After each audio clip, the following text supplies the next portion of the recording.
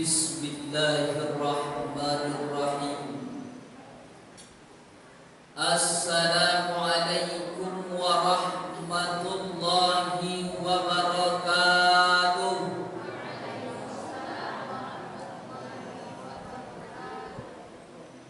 Kalau jamaah mau memelihara palang, jangan lupa dikasih makan di saat pagi. Kalau waduh itu nanti tak menjawab salam, kemungkinan lagi nyoba pilih cilai.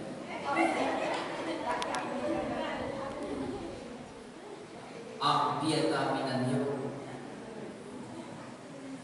Assalamualaikum warahmatullahi wabarakatuh.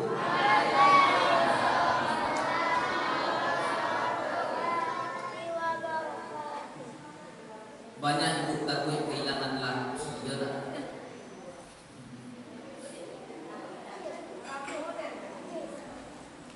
Alhamdulillahillazi bi ni'matihi tatimus shalihat. Wassalatu wassalamu ala sayyidis sadat allazi ahlil fadaili wal karamat. Ashhadu an la ilaha illallah wa ashhadu anna Muhammadan abduhu wa rasuluh sallallahu alaihi wasallam allazi la nabiyya ba'da amma ba'du.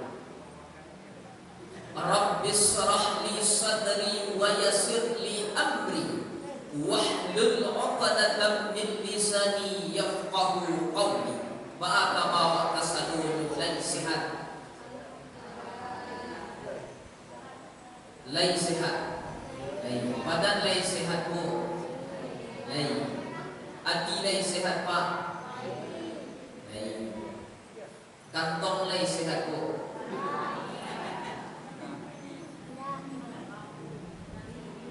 Banyak minta beliau. Badan lain sehat, alhamdulillah Ustaz. Hati lain sehat, alhamdulillah Ustaz. Kantong lain sehat, inna lillah Ustaz.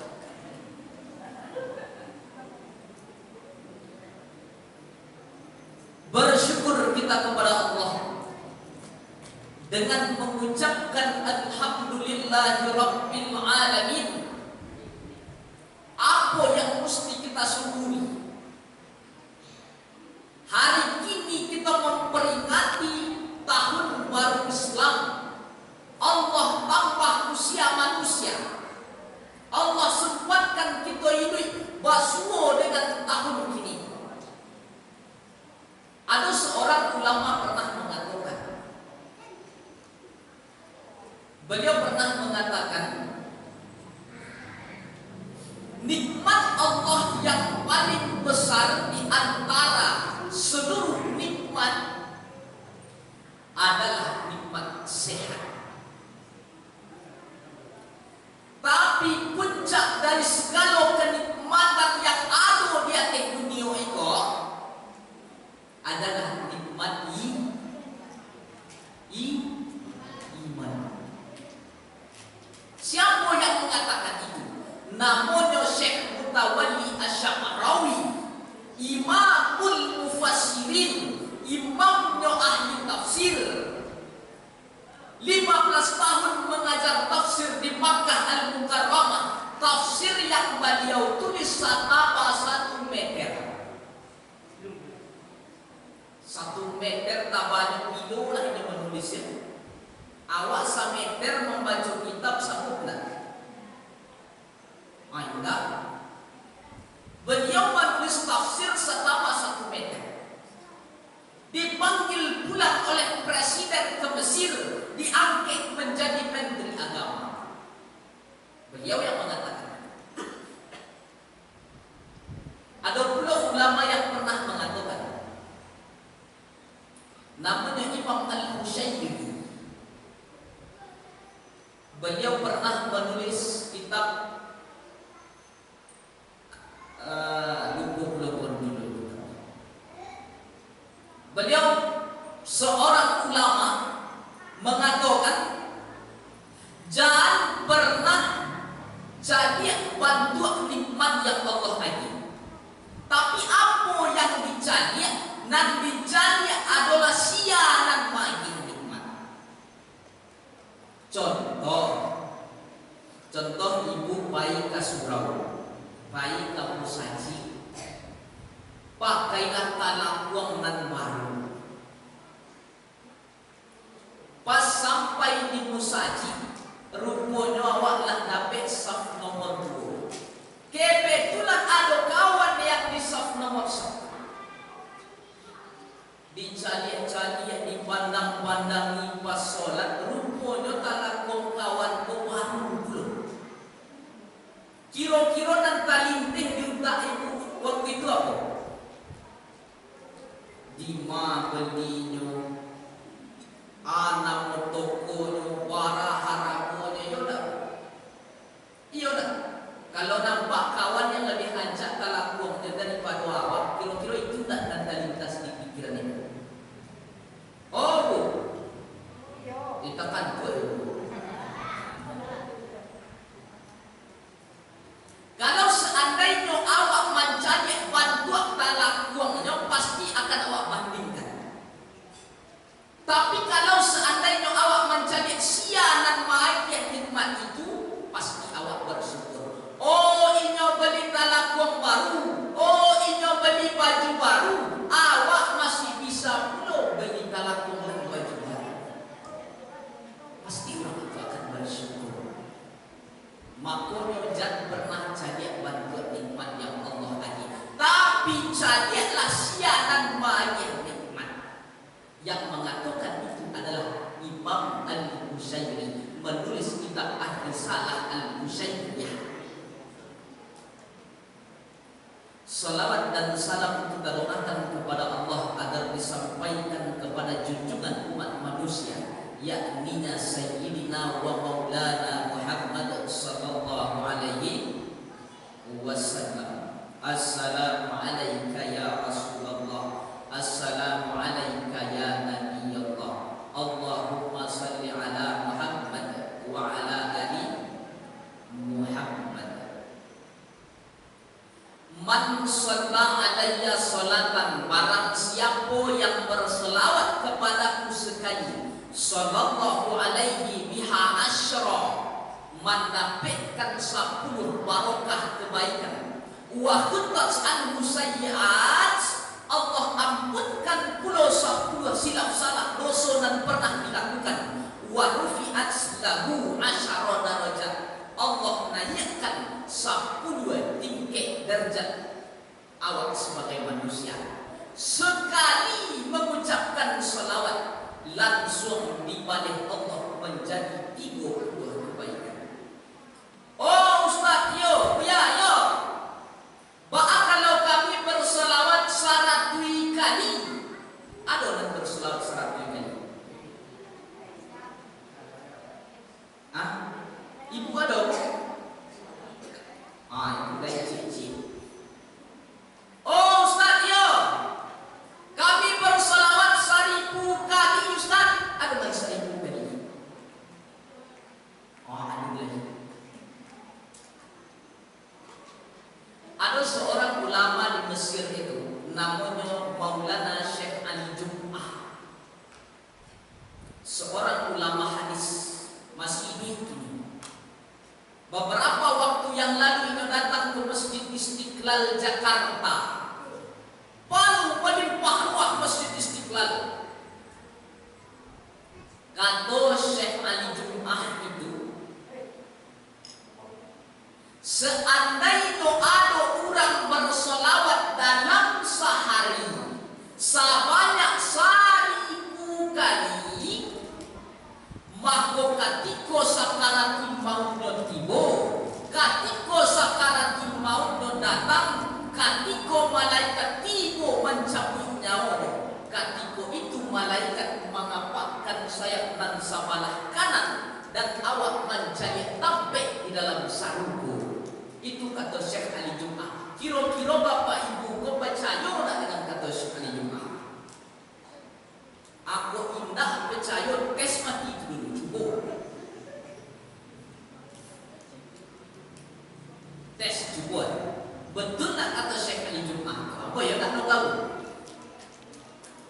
Saudara yang dimuliakan Allah Subhanahu wa Ta'ala, awak bersolawat bukan untuk Nabi, bukan. Pada hakikatnya awak bersolawat bukan untuk Nabi.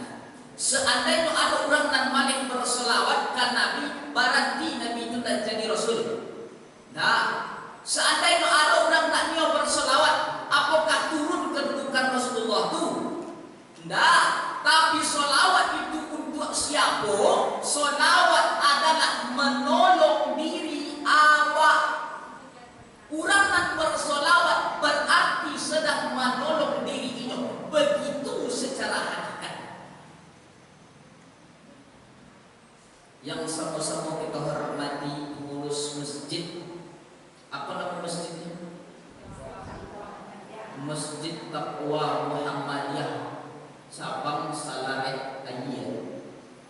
Yang sama-sama kita hormati Pak Wali Negari Kolai Timur, dan sama-sama kita hormati Wali Curug, yang sama-sama kita hormati panitia KKN, yang sama-sama kita hormati alim ulama dunia Muhammad jadi pandai kudokan seluruh jamaah yang hadir malam hari ini kok, insya Allah awak masuk surga ke sana. Amin ya rabbal alamin. Ada tak yang tak masuk surga? Lain. Kau tak teraga masuk surga?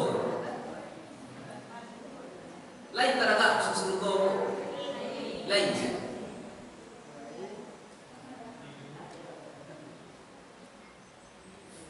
Saudaraku yang dimuliakan Allah Subhanahu wa Ta'ala, apa tema Anda? Namun nak dikasih tahu tema. Mari menuju awal yang baik untuk memperbaiki ibadah dan menjemput berkah. Setiap awal pasti ada akhir. Setiap yang dimulai pasti akan disudahi. Allah Subhanahu wa Ta'ala berfirman di dalam Al-Quran, "Wa tilkal ayyamu nudawiluha bainan nas." Waktu itu kami berputarkan di antara manusia. Allah bergantikan siang dan malam. Allah ganti susah dengan senang. Allah ganti hidup menjadi mati. Allah ganti yang susah menjadi lebih baik. Allah akan memutarkan waktu itu di antara awak. Pasti ada orang saat di atas, pasti ada orang saat di bawah. Ketika di atas jangan sombong, ketika di bawah jangan galau.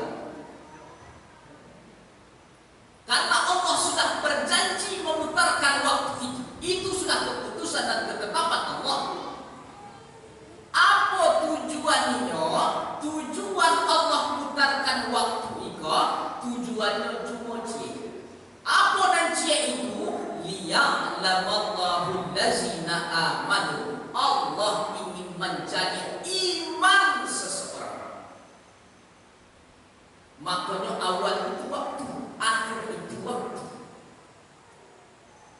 Jadi setiap kita ada waktunya masing-masing. Ada dulu saat awak lahir, ada saat awak dalam kandungan Allah tiupkan roh, fanafaktu fihi min ruhi. Allah tiupkan roh ke dalam rahim seorang ibu. Setelah ditiupkan roh, awak hidup. Setelah itu lahir ke atas dunia. Setelah lahir awak tumbuh berkembang. Dan setelah berkembang itu bermacam sifat manusia. Sifat adonan sombong, adonan ampuh, adonan merasa hebat sulam, adonan merasa gadang. Kan banyak sifat manusia itu kan.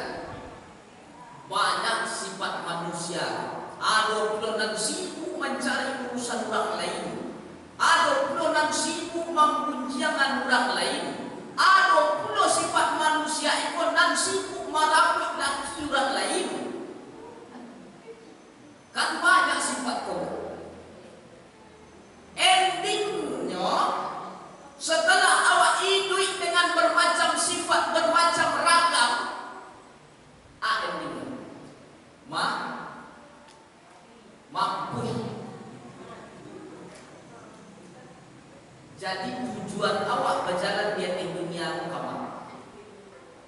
Awak sabananya sedang beransur-ansur berjalan menuju kematian. Ya tak? Lain sadar awak tu. Lain. Awak tu beransur-ansur menuju kematian.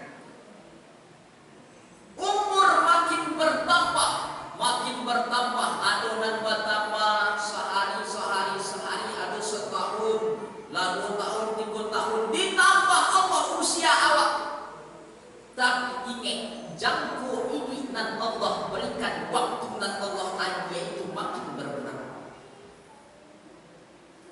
Contoh, seandainya umur awak, dalam hadis Nabi itu dijelaskan dalam beberapa riwayat, rata-rata usia umat Nabi Muhammad itu hanya 60 tahun. Umur Nabi itu 63. Taruhlah umur awak setara dengan umur Nabi. Kinilah para umur awak. Contoh 50 tahun umur awak. Kinilah 50 tahun. Seandainya mati di umur 63, baralai tinggal waktu awak 3 tahun. Kalau seandainya umur lah 62, baralai tinggal waktunya 3 tahun. Seandainya umur awak adalah 62 tahun, 359 hari, kira-kira baralai waktu bisa mati. Kan yo, ibu kota kekanduan terserah masa.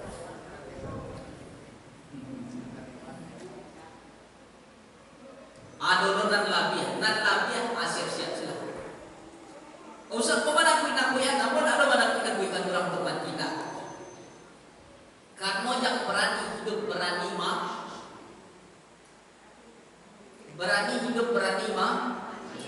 mati. Kalau tak berani mati, tak usah sini. Mati sedulu. Saudara yang berbahagia, jadi gunakan waktu awak selama ikut awak, umur awak, hidup di atas dunia untuk awak gunakan umur.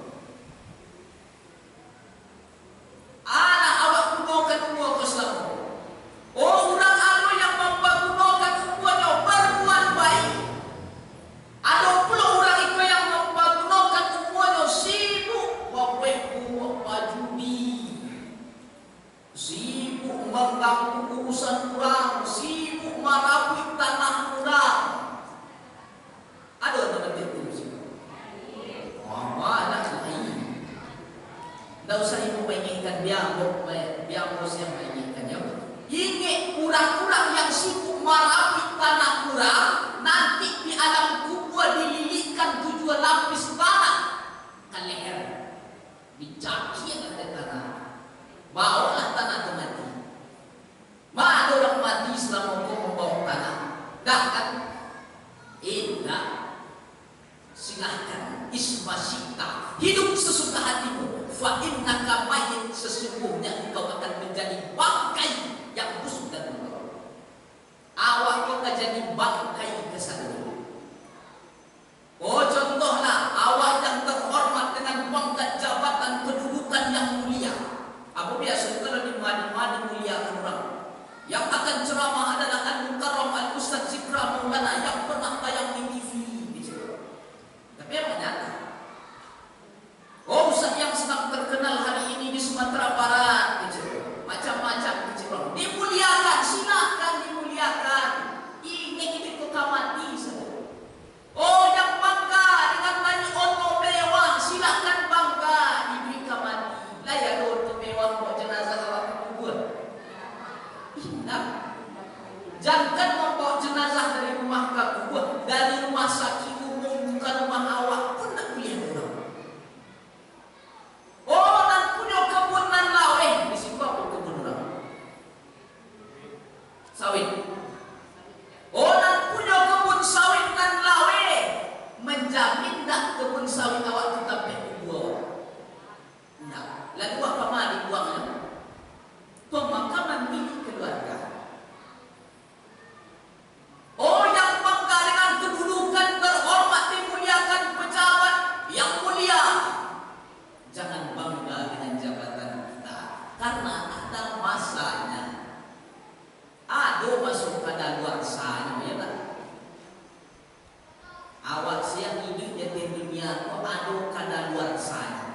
air ada kadaluar sana, makanan ada kadaluar sana, manusia dan ini ada kadaluar sana. Apa maksud kadaluar sana? Nak dipakai orang le, nak banguno de orang le, lah jadi bangkai. Rumah dan mewah lain bisa menampung jenazah awak. Tidak. Tak ada yang bisa menampung jenazah awak. Kamar dibuang tak? Masuk tanah telah dibuang kembali. Maka waktu-waktu itu gunakan dengan baik. Waktu yang Allah berikan itu pergunakan untuk beribadah. Itu poin yang pertama tentang waktu. Karena awal itu waktu usah boleh. Bukan mencari tema apa? Ibu kau kalau mak dah ini macam tu.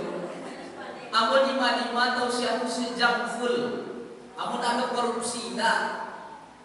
Sejam 60 menit selesai amo tausiah. Habis berakhir kegiatan. Dan apa Ustaz tak panjang-panjang tak lama? Ustaz lanjut Ustaz, taruh Ustaz. Aku tak dia ceramah tu panjang-panjang baat. Ada nama penyakit insomnia, tahu ibu penyakit insomnia? Tak bisa lalu bau belah orang nak kena insomnia ke rumah sakit. Di mana rumah sakit lagi istri? Puskesmas lah yo. Baiklah ke bidan di puskesmas. Bu bidan yo. Apa kalau sebulan tak bisa lalu ke bidan? Ya tu balik caranya bisa lalu balik ke bidan. Minum kopi yo bu yo. Jangan banyak-banyak pikiran yo bu iyo. Lah diminum kopi yang dia resep dek bidan jago. Lah diminum 1 bulan 2 bulan. Tidak bisa lalu. Dek nak mempan bidan dan cikgu cari dah rumah sakit dan elit. Rumah sakit dan elit, rumah sakit utang. Di Bukit Tinggi itu ada nama rumah sakit utang. Di dekat Polres. Baiklah ke situ. Pak dokter ibu, ambo pula 6 bulan tak lalu Pak dokter. Macam Pak dokter. Minum sebanyak yo, jangan banyak-banyak pikiran. Iko dek memikirkan tanah sekian, dek memikirkan pitina ado, dek memikirkan laki dilarikan jantung. Sakit kepala, ya gila ube. Dek bidan tak bisa lalu, dek banyak pikiran tadi. Lah diminum pulau 1 tahun. Indah juga mempan. Akhirnya balik dek tak mempan pitin labi bau beba cari ustaz dek. Ustaz kau paling kau penderitaan. Bacari ustaz, nama ustaz tu si Kramaulana, ada orang payung kubur. Ustaz yo, aku pula setahun lagi tak bisa lalu buaya. Baca caranya buaya.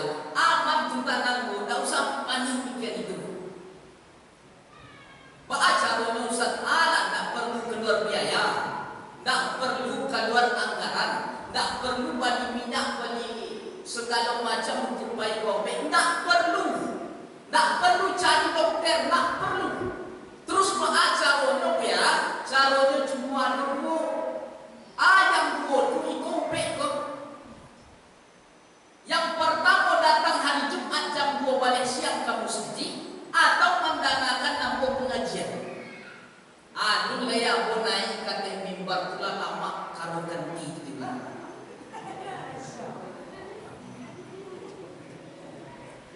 Ada yang mau mengucapkan Assalamualaikum warahmatullahi wabarakatuh. Ada yang bersalam inilah.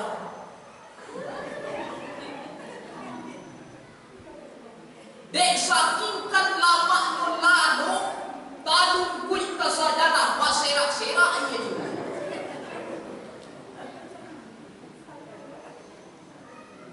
Kan iyo kan? Jadi kalau aku ceramah itu, kalau aku hati itu, kalau ada jemaah lalu sudah. Tak apa, dia saya buat itu sedang bawa itu. sedang mau tidak bisa lalu. Lalu mana ke lalu. Tapi menurut survei beberapa lembaga survei di Sumatera Barat, kalau Ustaz Maulana itu yang usia tidak pernah orang lalu. Adu suaranya itu tinggi sekali. Dikhawatirkan putih pula hampir mikrofon. Saudaraku yang dimuliakan Allah Subhanahu wa taala, jalih kan ambo nak niat ceramah macam-macam. Jalih. Kenapa? Karena ambo khawatir minggu orang banyak lalu.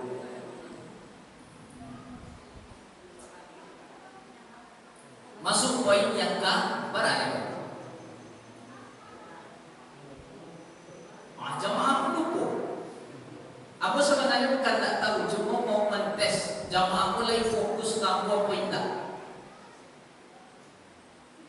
Masuk poin yang kedua. Mengawali tahun. Iko kan awal tahun. Ada bulannya Muharram. Ada anak-anak yang hafal nama bulan tak? Saya nama bulan dalam kalender Hijriah. Ada yang bisa hafal? Ada yang bisa maju situ? Ada yang perempuan bisa? Bisa tak? Ada yang hafal? Bulan Hijriah.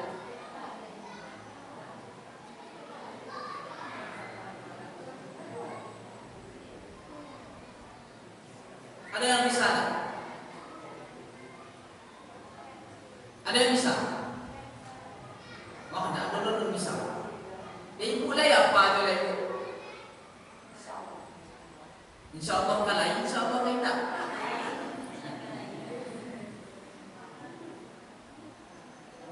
Iko adalah bulan Muharram.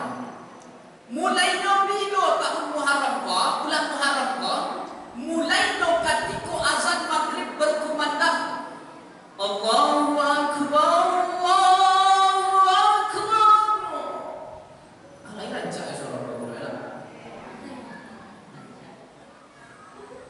berkumandanglah azan maghrib di masjid Patang sore, maghrib Patang. Ketika itu langsung jatuh pada tanggal 1 Muharram. Kalau di kalender Masehi jatuhnya pergantian hari, pergantian tahun itu jam 2 balik malam. Berbeda dengan waktu umat Islam. Umat Islam itu waktunya dimulai hari pertama ketika azan maghrib berkumandang. Jadi kalau tanggal berapa itu? 2. Nah, tanggal 2 ini kan. Jadi apa amalan yang mesti dilakukan kau ya? Yang harus diperbaiki dari diri kami kau ya? Kan yaitu pertanyaannya lah.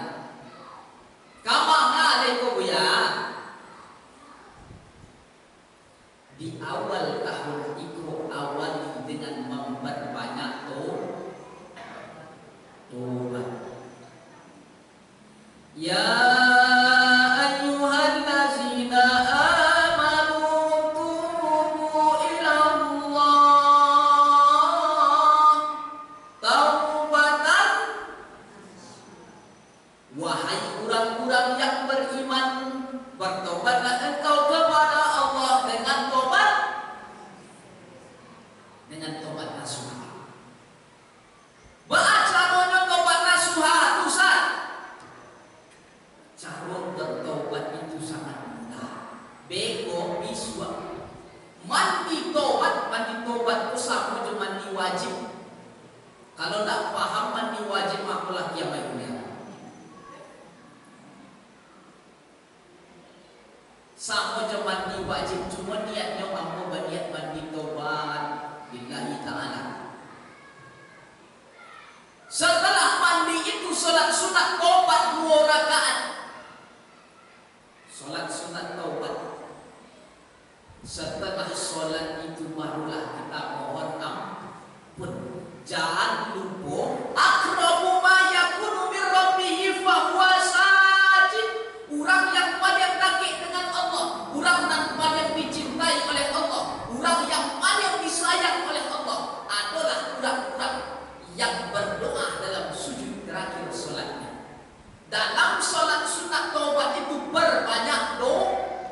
doa tapi jangan dibuat pas solat jamaah. Ba'ajan dibuat pas solat berjamaah, dikoi hilang-hilang cik jamaah. Buatlah solat itu ketika tengah malam, ketika seluruh umat manusia itu tidur, ketika seluruh manusia itu dalam keadaan sunyi. Disitulah Allah membukakan pintu-pintu langit untuk menyambut doa kita. Maka doa yang paling baik itu adalah sepertiga malam. Kenapa? Karena disitulah Allah mengijabah doa manusia. Kalau bisa sampai mana nih doa tu, ya Allah, engkau lagi yang mau bermasalah dilarikan kurang anak ke sekolah, ditindak anu. Barakallah, terima kasih. Tapi salah tidak nak gaji yang mentari. Sampai apa masalah? Dia bakal masa nak gaji hilang kemana? Sampai mana ni pun? Ingin tak? Apa nak ingin tahu sebenarnya? Maka perbanyaklah doa ketika itu. Apalagi ketika sujud. Tapi ada tapinya. Tapinya jangan dibuat pakai bahasa Indonesia. Oh, kalau tak bisa, tak punya bahasa Indonesia, cara dia kami tak pandai bahasa Arab. Kalau tak bisa pakai bahasa Arab, cukup dalam hati jadi ucapkan pakai lidah.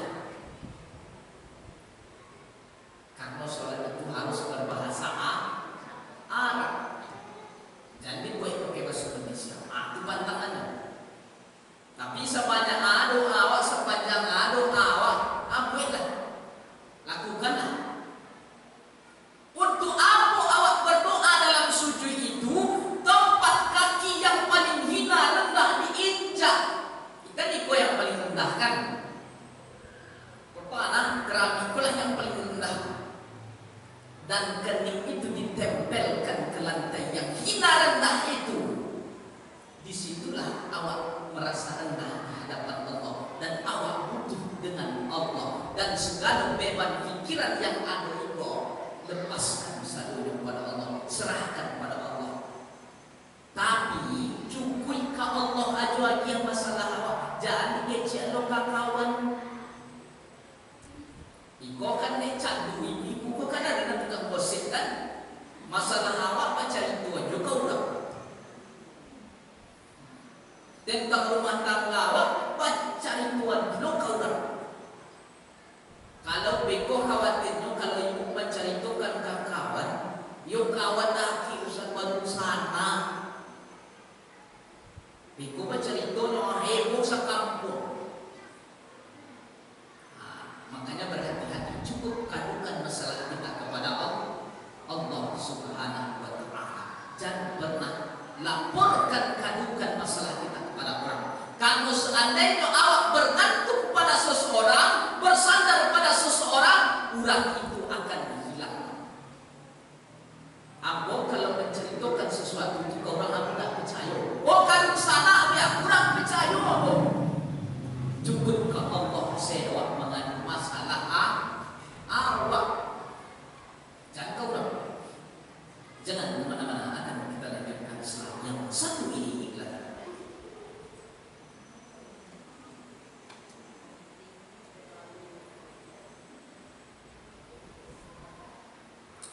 Walaupun cuma air putih yang aku minum, tapi tetap terasa manis walaupun tidak anak gading dan mantap.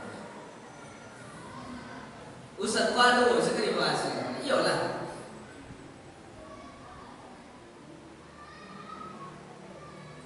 Nah, habis poin masalah kedua. Masalah yang kedua tadi. Bertobat. Kau dah fokus sampai dah. Biasanya aku kalau di Madinah ceramah itu banyak jemaah aku yang tak fokus, tak fokus angin masalah. Aku lah kan lagi di TV. Asia cuma tak ini masalahnya. Kau angin, aku lebih angin aku lah. Aku lah angin.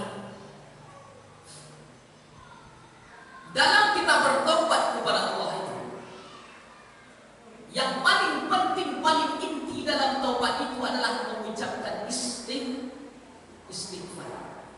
Astagfirullahaladzim, astagfirullahaladzim, astagfirullahaladzim, astagfirullahaladzim.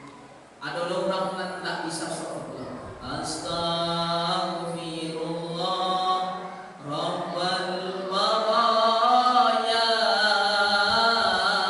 astagfirullah minal khataya, astagfirullah Rabbal baraya, astagfirullah minal khataya.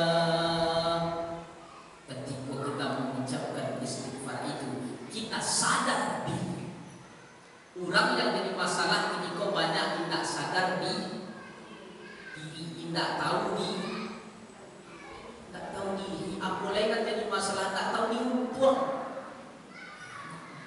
Kan yo kan.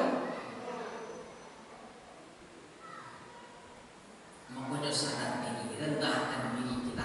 Kita yang tidak ada apa-apanya, manusia hanyalah bersifat biasa-biasa saja. Tidak ada yang perlu dibanggakan dari diri ini. Tidak ada yang perlu dimuliakan dari diri ini. Karena diri kau milik Allah. Maka perbanyaklah istighfar. Yang disentuh oleh istighfar itu adalah hati.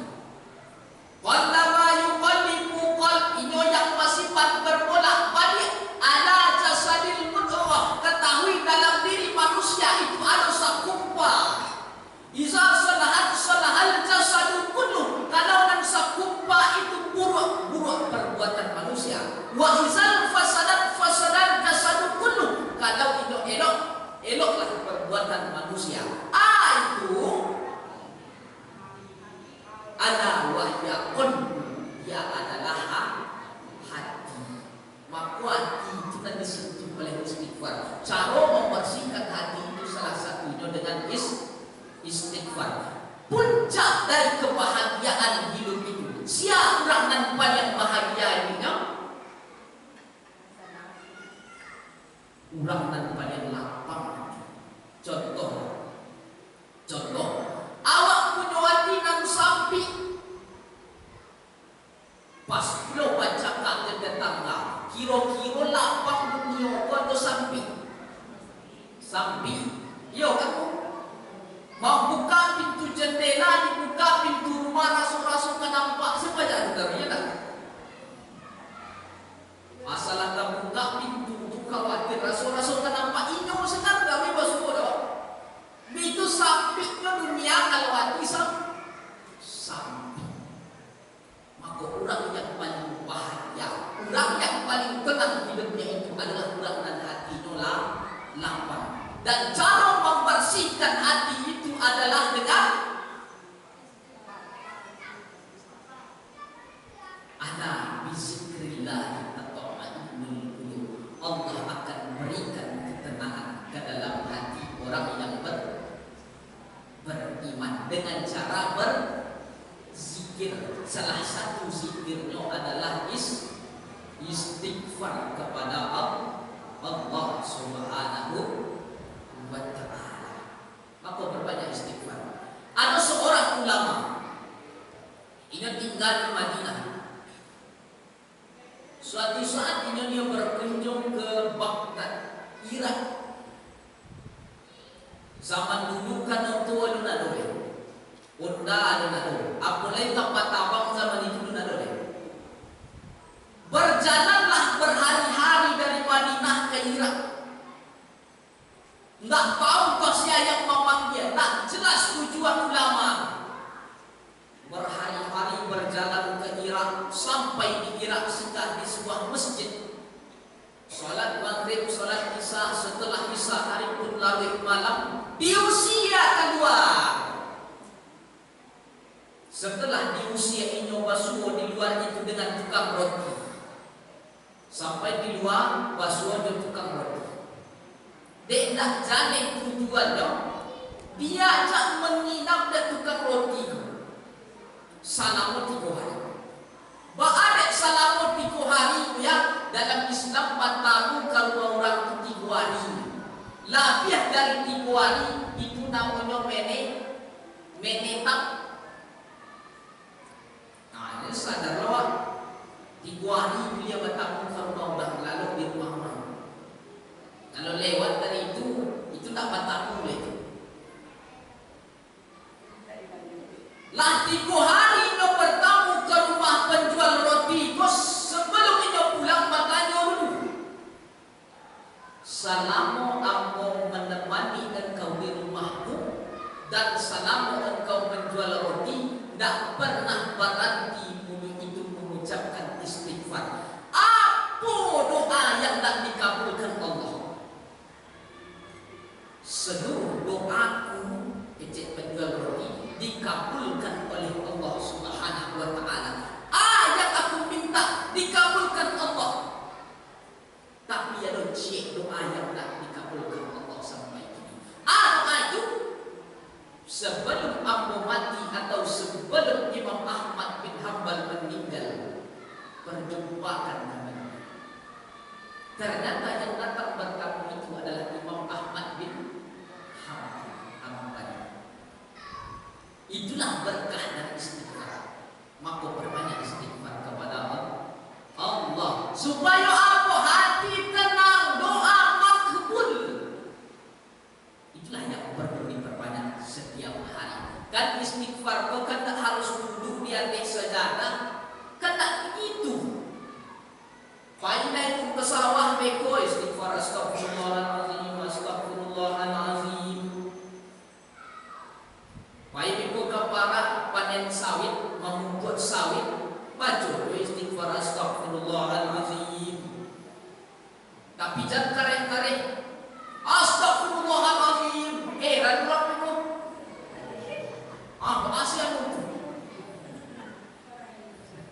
Kan iya Pak. Cukuplah lampu-lampu sih. Tetangga awak sialah. Di kursuh orang tak ada awak istighfar. Beko tidak ke rumah awak bahasa puluh istighfar tu karai-karai. Ajaknya mati lagi kau.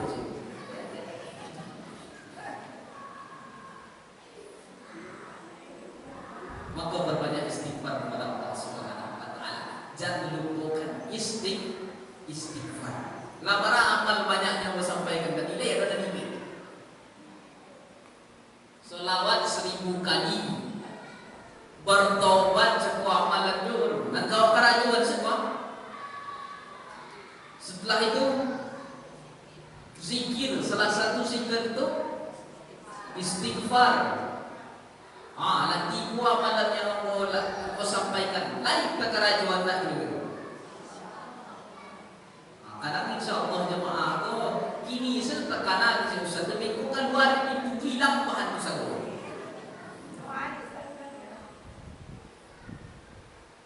Jadi sebenarnya tausiah itu aku sedang menginginkan. Apa bukan mengajar tak?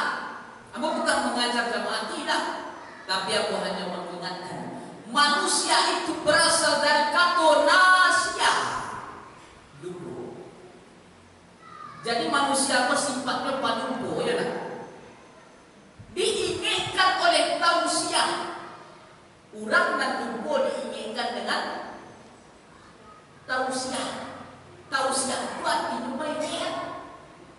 mainnya anak mak, mainnya anak lumpo. Amiko ko ada jamaah tu na lupo sa dalinyo riko. Ay may kaniko sa daw siguro. Dan po sa dalin.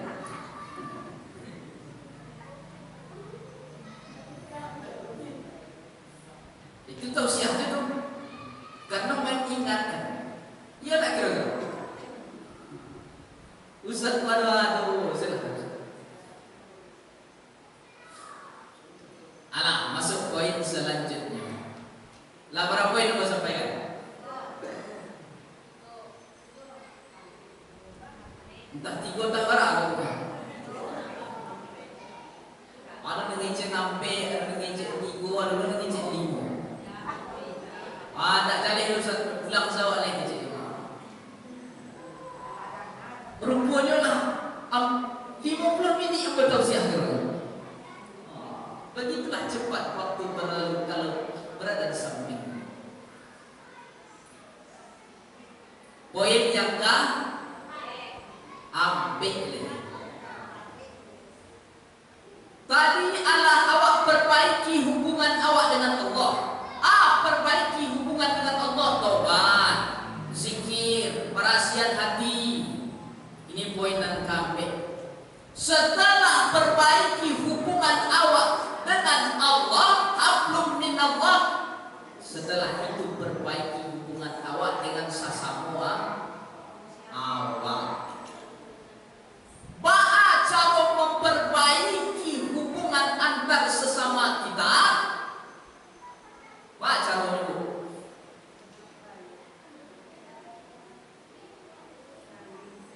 Cara memperbaiki. Entah apa caranya.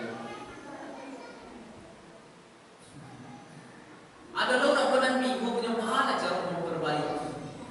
Dan paling payah itu memperbaiki hati dengan mantan. Itu baik. Iyo. Ibu adalah jumpa dulu. Nah, perbaiki hubungan kita dengan sesama kita manusia. Terkadang ada manusia itu ada dan suku manusia. Ada pula manusia itu yang suku mengadu. Ada pula manusia itu yang suku buat kekacauan. Kan yo. Maka yang perlu diperbaiki hubungan di antara awak sesama manusia itu, yang paling penting memperbaiki silaturahim. Elok silaturahim awak, elok hubungan awak. La yadkhulul jannah, tak masuk surga di antara awak manusia. Siapa yang tak masuk surga itu khati'ur rahim, urang-urang dan mabutui silaturahim. Maka datanglah anak KKN Kasiko menyambung tali silaturahim. Sampai pulau Indonesiako bangun jangan pulau cari ada anak KKN itu sokong mana tak pandai banyak awak. Iya tu. Rupanya dek bangun jangan pulau dek di kecean sombong. Rupanya kan tujuh pula jadi calon menantu. Kan yo. Entah yo tidak. Amo menyampaikan kau yang tidak disyukur, tapi di mana nado? Cukup di mana nado sih? Maka memperbaiki hubungan di antara kita, memperbaiki hubungan silaturahim. Baik awak jodun sana awak, baik awak dengan tetangga awak, baik awak dengan orang lain. Perbaiki, sambung tali persaudaraan. Apalah yang paling banyak masalah itu? Awak paling banyak masalah itu siapa? Jauh orang lain apa jodun sana? Jodun sana kecil. Ibu kita lagi jujur. Apa dek jodun sana? Masalah sawahan di belakang itu sengketa. Masalah kebun sawit itu tidak selesai urusan. Kan yo itu kok. Yo itu mana Ustaz? Itu mana Ustaz?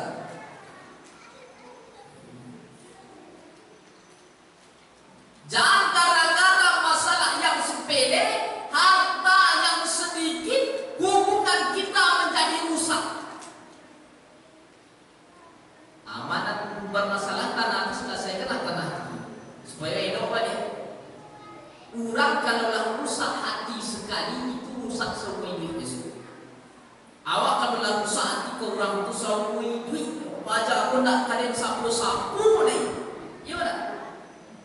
Oh, baca aku nak akan ngecek-ngecek berbunyi dia. Kan yo. Entahlah saya tanya dah hendak baca Ustaz. Jadi aku buat salah dulu. Contohlah terjadi awak damang tengah malam nan kamaurus nan ketahu jawab siapa pertama tetangga nan kedua dan sana ya lah. Lain mungkin nama dari payung kubuat yang tinggi ke datang ni kau. Iko musnah di Jakarta, iko musnah ke luar provinsi. Ustaz, iko lah dapat bisa. Teka apa kau? Aku tak bisa ngomong orang. Yang tak tahu tentang awak dan paling paham tentang awak adalah orang yang terdekat dengan awak. Maka perbaiki hubungan kita. Baik itu tetangga, baik itu dunsana, itu yang diperbaiki kembali. Jangan sampai awak orang yang diancam Nabi, orang yang dinyatakan tidak masuk surga itu adalah orang yang memuji tadi silaturahim. Lah jadi awak satu rahim ini moyang keino awak rusak no. Ayo ditanyalah ini mama sianan merusak masih anu lagi duduk aja itu dulu batang. Dan itulah menunjuk orang sebelum dulu. Itu kenyataan terjadi di mana-mana terjadi. Yang paling banyak rusak itu hubungan di antara awak berbangsa, bukan hubungan awak dengan. Kenapa? Karena sengketa tanah, sengketa sawah, sengketa harta. Itu yang menjadi persoalan. Maka siapapun itu, apapun kedudukannya, walaupun itu orang yang baik, walaupun itu orang yang tidak baik, jangan silaturahim, perbaiki hubungan. Jangan orang yang kadang-kadang kan awak berfikiran dulu. Ada orang yang susah melarang, kira-kira mau tak menyambung tali silaturahim. Aku ibu lain yang menyambung tali silaturahim di orang yang susah. Di sana awak saja.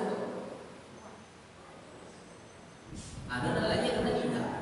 Ada cici dan jepaja ada apa? Aku mau mana ini? Amor itu alah macam-macam lah. Piu.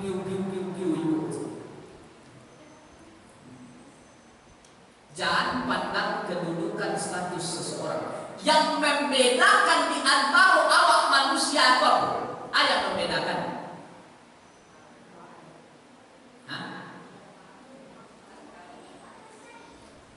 Yang membedakan manusia itu adalah status sosial. Orang yang paling terhormat itu siapa? Orang yang punya status sosial. Apa status sosial seseorang orang terhormat itu? Status sosial yang pertama yang kayu, itu kuliah mana tu? Nan kedua hanya bawa di negara awak. Nan ketiga hanya tokoh awak. Itu paling terhormat. Sedangkan orang yang susah itu dipandang hina. Begitu terjadinya. Tak perlu kita membandingkan status sosial orang. Tak perlu kita terlalu mengagungkan status sosial. Tak perlu pula awak menghinakan orang lain. Pandanglah manusia itu sama saja. Pandanglah manusia itu sama mulia saja. Aku secara pribadi, aku paling memuliakan orang-orang yang susah. Secara pribadi, aku sangat memuliakan orang susah. Kenapa? Kira-kira manurut pendapat awak mana lebih makbul orang